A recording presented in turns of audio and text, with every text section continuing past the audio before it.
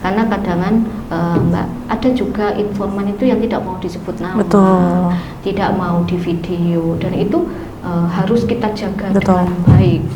Itu yang selalu kita sandingkan kepada mahasiswa di era digital ini, di era AI ini, dan di era sosmed yang dengan cepatnya satu informasi itu Berkembang, betul. Betul. Jadi ini yang selalu kami ingatkan. Nah, tadi itu ya. Jadi alhamdulillah kalau di VIP ini sudah banyak muncul konten-kontennya Edukasi. Ya. Saya itu kalau melihat konten-konten dari mahasiswa kami ya, itu saya juga bangga, luar biasa. Bahkan mungkin melebihi Bu Ivana ya, melebihi Bu Ivana, karena mungkin ada beberapa hal yang secara saya membuat kontennya, ide-idenya itu kok ada saja mahasiswa itu. Betul. Nah inilah yang perlu kita support, karena ini kan juga penting, karena secara pribadi ya, ini di luar dari mahasiswa, mungkin karena zamannya ya. Saya juga tidak pernah sebenarnya menyerukan kepada anak saya sendiri itu untuk menjadi konten kreator. Tapi ketika saya tanyai, nanti cita-citanya pengen jadi apa ya? YouTuber game. Betul. Secara pribadi, kok YouTuber ya? Tapi ternyata Gen Z yang sekarang ini mungkin atau Gen Alpha mungkin ya. Iya, Gen Alpha ini pemikirannya itu sudah di luar ekspektasi saya, dan itulah kemudian saya berusaha memahami mahasiswa saya bahwa karena kan dari segi rentang umur juga jauh. Nah, dari situlah kami di sini selama itu baik itu pasti kita support, tetapi tetap kita akan sandingkan hal-hal yang nilai-nilai yang bagus. Betul, karena kan di budaya itu ada nilai-nilai etis yang harus kita jaga terus ya, di mana memang ya tadi yang hal-hal yang mungkin tidak bisa kita rubah, sehingga ada hal-hal yang mungkin juga teman-teman harus perhatikan. Dan tadi perkembangannya dengan adanya media sosial juga mungkin membuka kesempatan-kesempatan baru bagi mahasiswa, bagi anak-anak muda, mungkin kepada anak-anak kita gitu Ibu ya. Mungkin kalau dulu nyari pekerjaan tuh harus di kantor, harus melamar, sekarang ternyata bisa menciptakan sendiri gitu kan, luar biasa sekali. Sebenarnya manfaatnya sangat besar. Tapi dengan pemanfaatannya teknologi atau AI ini sangat besar, apakah ada kayak isu atau mungkin kekhawatiran nih dari kita Ibu untuk AI ini akan menggantikan peran guru dan dosen di dalam proses pembelajaran itu sendiri? Betul sekali ya. Jadi AI ini memang kalau saya menjawab secara jujur ya, tidak akan pernah menggantikan peran dosen sepenuhnya, peran dosen dan guru sepenuhnya. AI ini bisa membantu menyediakan informasi, ide, media, tetapi pendidikan bukan hanya transfer informasi. Nah, di sini menjadi garis miring yang perlu kita cermati. Guru dan dosen memiliki peran pembimbing. Selain mengajar, menanamkan nilai, membangun karakter, memberi konteks, melakukan asesmen, dan menghadirkan keteladanan, yang dimana itu tidak bisa diberikan oleh AI. Dalam etnopedagogi, peran manusia sangat penting karena kita berbicara tentang nilai, budaya, etika, dan pengalaman hidup. Jadi AI adalah alat bantu yang harus diperkuat oleh kemampuan guru, dosen, dan mahasiswa untuk menggunakan AI secara kritis, kreatif, dan bertanggung jawab.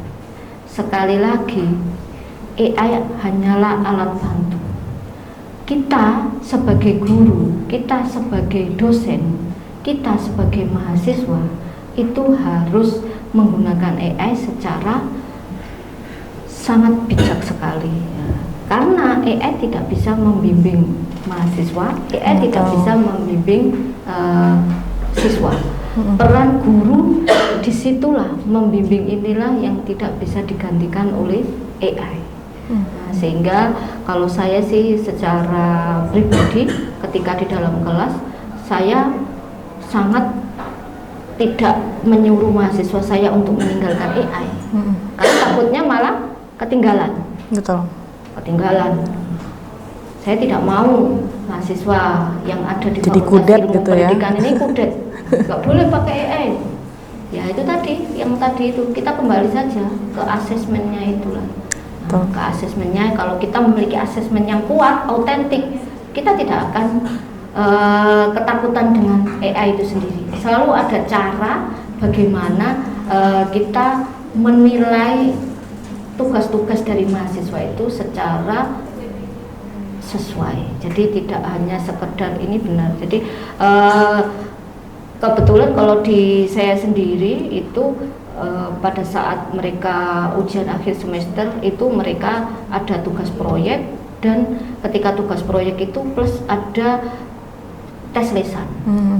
Nah, tes lisan itulah yang saya gunakan untuk memperkuat.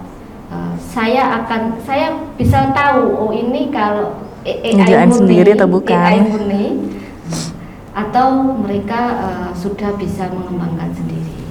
Di situ jadi bagi Bapak Ibu guru, Bapak Ibu dosen, kita semuanya tetap harus memiliki komitmen yang kuat. Insya Allah kita tidak akan pernah tergantikan. Betul, jadi jangan khawatir gitu ya Bapak Ibu guru, Bapak Ibu dosen, AI tidak akan bisa menggantikan perannya dari dosen maupun guru.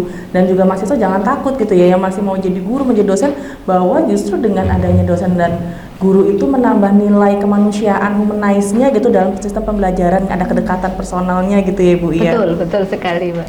Wah, luar biasa sekali. Nah Ibu, sekarang kan juga di dalam era perkembangan saat ini, mahasiswa kan juga sebagai agent of change, agen perubahan.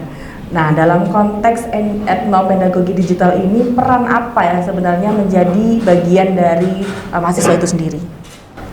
Sebenarnya banyak peran yang bisa mahasiswa menjadi istilahnya agen of change. Yang pertama sebagai peneliti, mahasiswa dapat menggali pengetahuan terkait kebudayaan. Kemudian sebagai dokumentator, mereka dapat membantu merekam cerita, bahasa, kesenian, permainan, tradisi yang mulai jarang dikenal. Kemudian sebagai kreator, mahasiswa dapat mengembangkan media-media pembelajaran dan konten-konten digital yang menarik. Selain itu, mahasiswa bisa sebagai juga edukator. Mereka dapat memperkenalkan budaya lokal kepada masyarakat, dan juga mahasiswa bisa sebagai penggerak.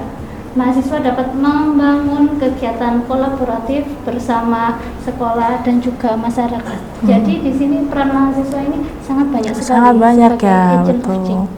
Jadi tidak hanya sebagai pengajarnya, pendidiknya yang berperan, tapi juga mahasiswa juga mempunyai peran di dalam teknologi digital tadi.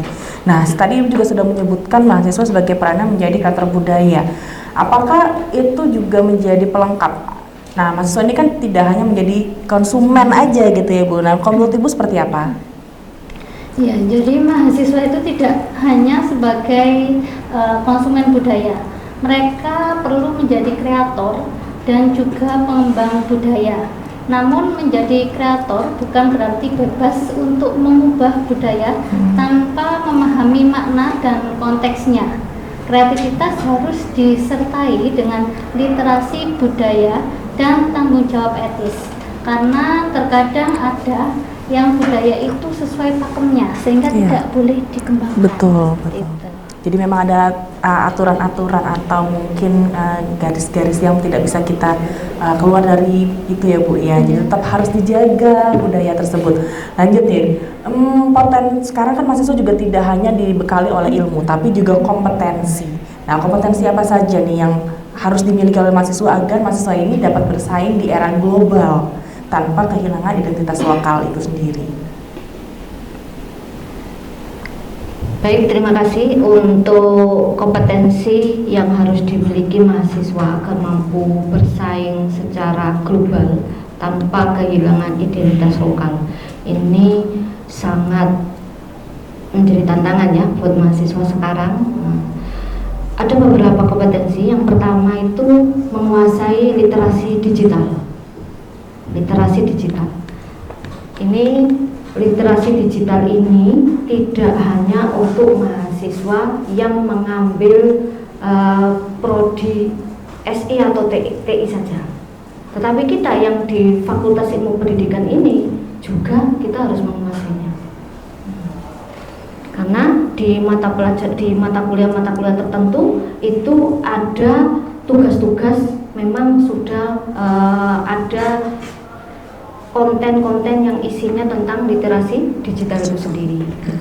Kemudian yang kedua itu literasi budaya. Literasi budaya ini tentang memahami identitas dan nilai lokal. Ini mahasiswa harus tahu, sehingga di prodi-prodi itu ada mata kuliah yang membahas langsung tentang budaya. Kemudian ketiga, kemampuan berpikir kritis agar tidak mudah menerima informasi tanpa verifikasi. Ini penting sekali.